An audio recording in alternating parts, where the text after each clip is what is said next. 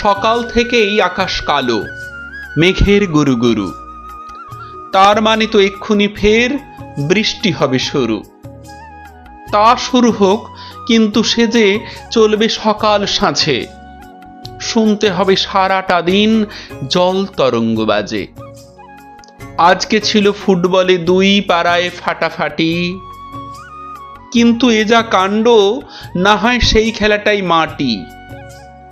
হয়তো হবে, তাই বলে মন খারাপ করতে হয়? সব কালো মেঘ উধাও হবে একদিন নিশ্চয়। ঝাঁপ দিয়ে ঠিক পড়বে ঘাসে সোনালি রোদ্দুর। বাজবে গোটা আকাশ জুড়ে অন্যরকম সুর।